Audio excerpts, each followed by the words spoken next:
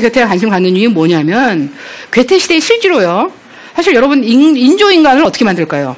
인조인간을. 여러분이나 저나 모르기는 마찬가지지만 인간의 원소가 있을 거 아니에요? 인간을 구성하는 원소? 그걸 알아내는 거예요. 얘네들을 잘 섞어서. 그래서 어떻게 이 무기물인 원소가 유기체로 변형되도록 만드는 것이죠. 에? 그럼 만들 거다. 이렇게. 왜 제가 이 말씀을 드리냐면 괴테 시대에 처음으로 화학에서 유기화학이 발전하면서 무기물을 가지고 유기체를 만들었다 그러거든요. 그래서 화학자들 스스로 그런 농담을 하는 거예요. 야, 이거 이러다가 우리 실험실에서 인간 나오겠어? 이런 말을 해요. 유기화학이 뭔지 대부분 사람이 모르고 있을 때 괴테가 관심을 갖습니다. 그래서 예나 대학, 괴테가 왜 나중에 문화에 관심을 많이 가졌다 그랬잖아요. 예나 대학의 화학과 교수를 뽑으세요. 라고 권고를 할 정도로 화학의 발전에 관심을 많이 갖습니다.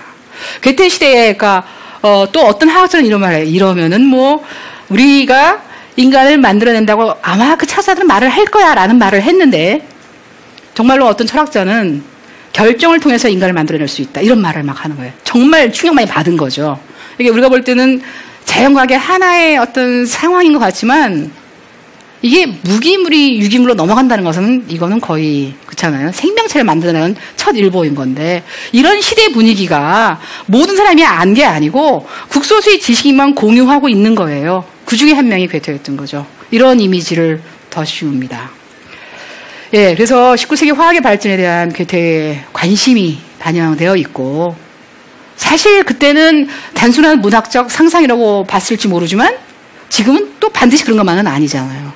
그런 면에서 작가들이 그려내는 미래라고 하는 것이 그 가지는 파급력이 굉장하다고 저는 생각이 들어요.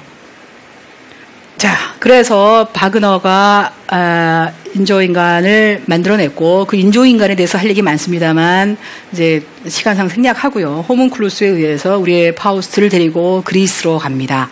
그리스로 가서 그리스 최대의 미녀였다고 하는 헬레나와 파우스트의 사랑이 시작되는 것이죠. 아, 또 사랑하는구나 생각하실 거예요. 일부에서 그레팅을 그렇게 해놓고 또 사랑하는구나. 마찬가지인데 약간의 변형이 있어요.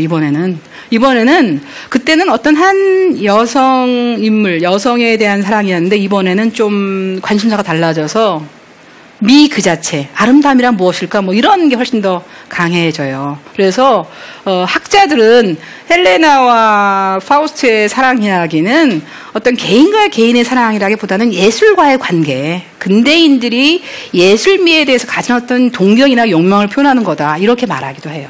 그러니까 약간 제가 아까 말씀드린 것처럼 사랑의 차원은 계속 변해가는데 지금은 예술미로 넘어섰어요. 첫 번째 그레팅에는 어떤 한 개체와의 사랑이었고 이게 더 바뀌어야 되겠죠. 어디까지 갈까요? 사랑의 그 차원이라고 하는 것이.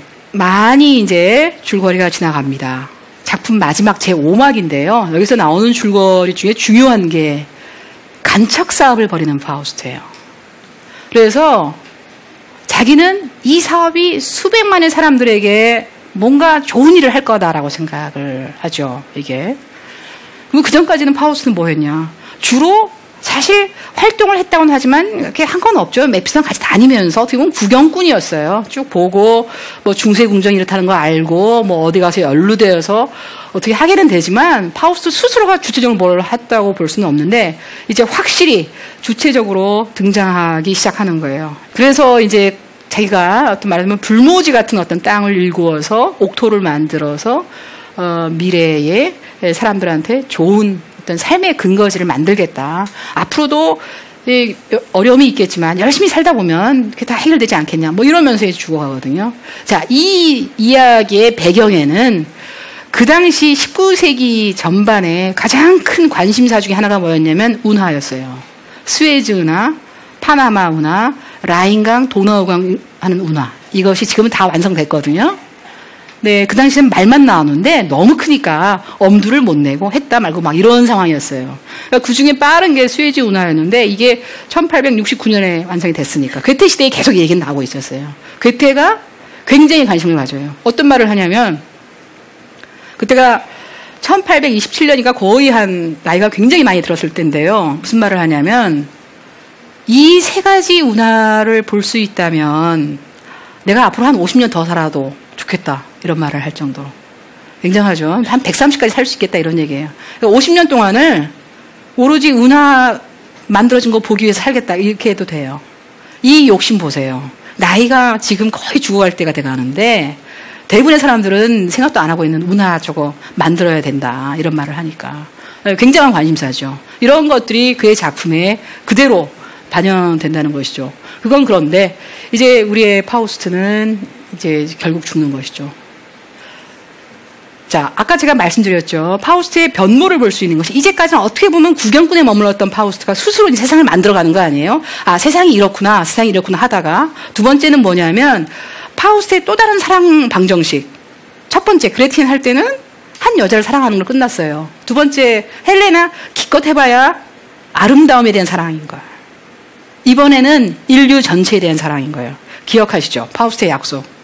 한 개인이 아니라 인류 전체가 끝까지 같이 가겠다. 그때까지 나는 멈추지 않겠다. 이거 아닙니까? 그러니까 파우스트 자신으로서는 자기 약속을 굉장히 열심히 지키는 거죠. 이게 정리를 하자면 파우스트적인 것은 이제 자주 인용되는 파우스트의 표현. 나는 온 세상을 질주하며 살아왔다. 이런 거예요. 정말 쉬지 않고 살아왔다. 이런 겁니다.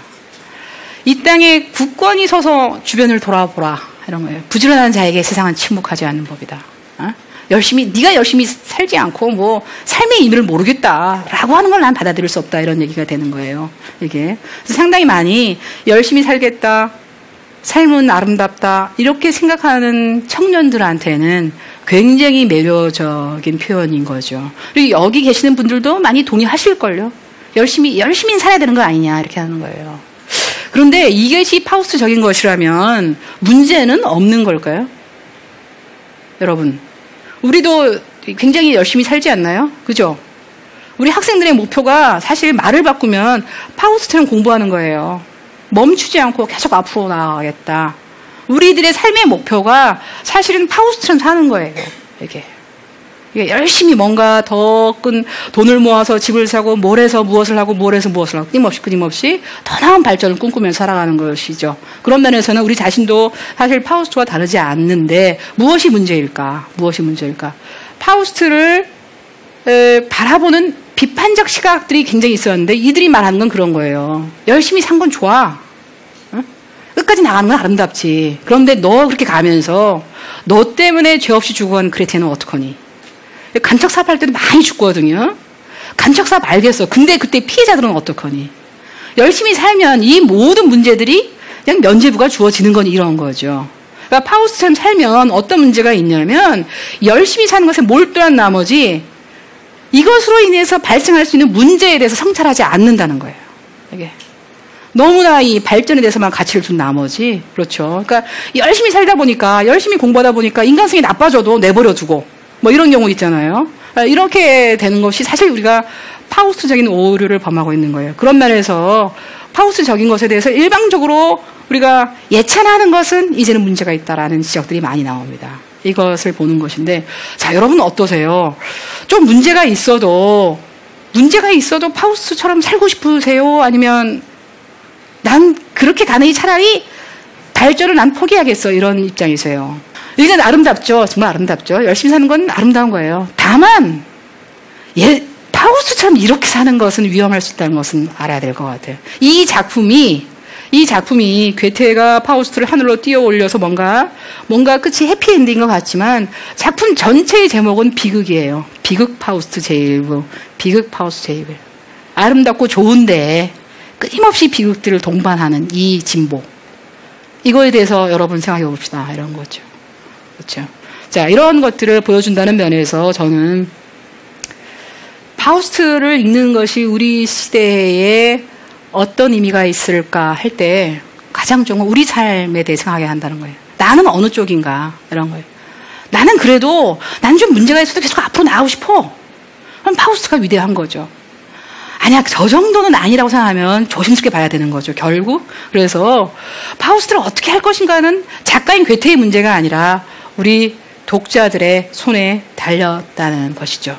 여러분들이 그러니까 작품을 읽어보시고 이거 우리 시대의 문제다라고 공감하신다면 다시 작품에 대해 생각하시고 괴테에 대해서 비판을 하시던 괴테에 대해서 이해를 하시던 그때 이제 작품의 의미가 완결되는 것이고 저의 강의가 이런 완결의 조금이라도 기여했기를 바라면서 제 강의를 마치겠습니다. 감사합니다.